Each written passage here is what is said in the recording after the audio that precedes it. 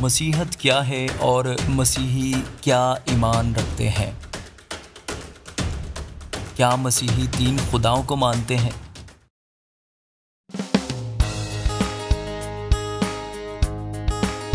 मसीह खुदावंद के ज़िंदा और जलाली नाम में आप तमाम बहनों और भाइयों की सलामती हो।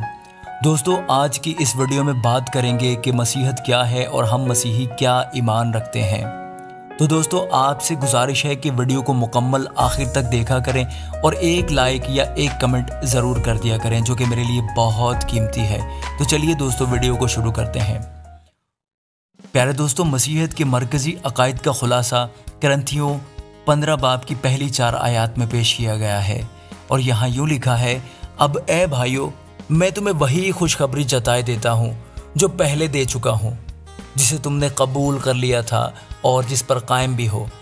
उसी के वसीला से तुमको निजात भी मिलती है, बशर्ते कि वो खुशखबरी जो मैंने तुम्हें दी थी याद रखते हो, वरना तुम्हारा ईमान लाना बेफायदा हुआ।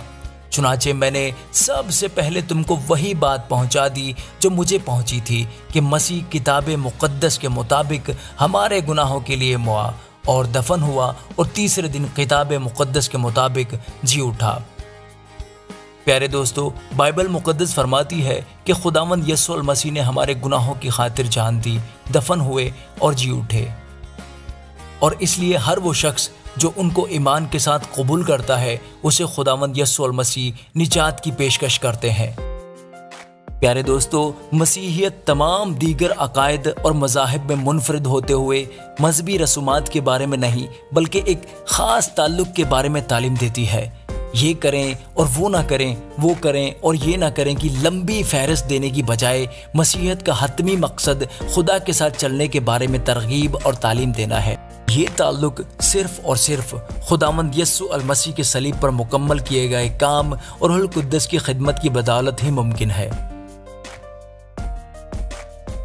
प्यारे दोस्तों, मरकज़ी अकायद के अलावा और भी बहुत सारी ऐसी चीज़ें या बातें हैं जो ये जानने में हमारी रहनुमाई करती हैं कि मसीहियत क्या है और मसीही क्या ईमान रखते हैं।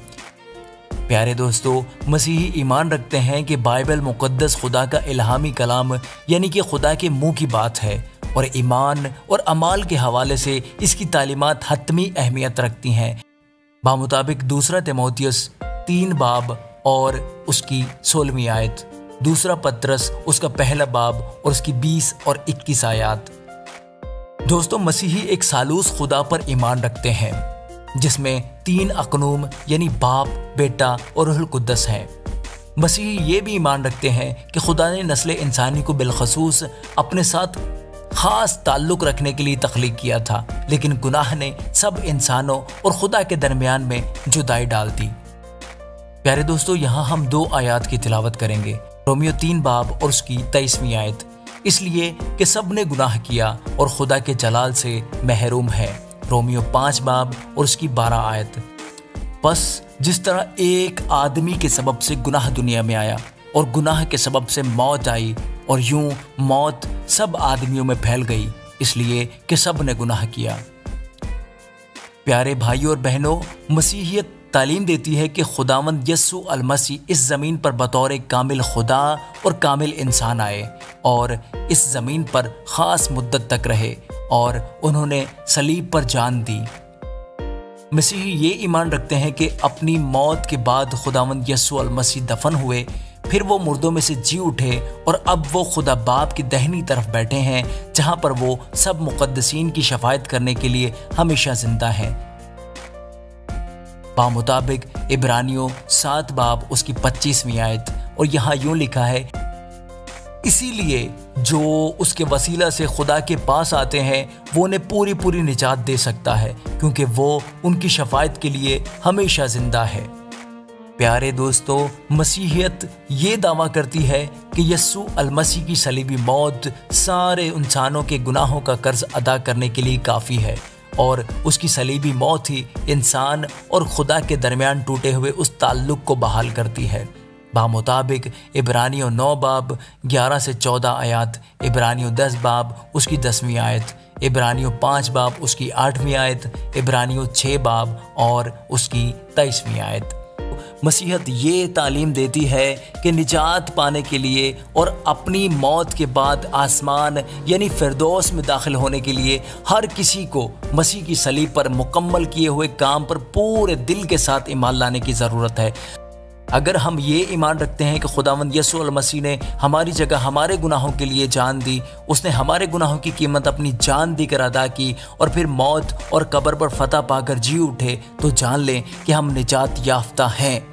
कोई भी इंसान अपनी निजात को खुद से हासिल करने के लिए कोई भी इक़दाम नहीं कर सकता। हम कतई तौर पर ऐसे रास्तबाज और पाक नहीं हो सकते कि अपने अमाल से खुदा को खुश कर सकें, क्योंकि हम सब गुनहगार हैं। बामुताबिक यसाया 53 बाब और उसकी 6 आयत, यसाया 64 बाब और उसकी 6 और 7 आयत। अब चूँकि खुदावंद यीशु अल मसीह ने सलीब पर निजात का काम मुकम्मल कर दिया है, इसलिए उसमें इजाफे के लिए कुछ भी और करने की ज़रूरत नहीं है। जिस वक्त खुदावंद यीशु अल मसीह सलीब पर लटके हुए थे तो उन्होंने फरमाया था कि तमाम हुआ, यूहन्ना 19 बाब और उसकी 30वीं आयत, जिसका मतलब है कि नस्ल इंसानी यानी कि ईमानदारों की निजात का काम तमाम हुआ।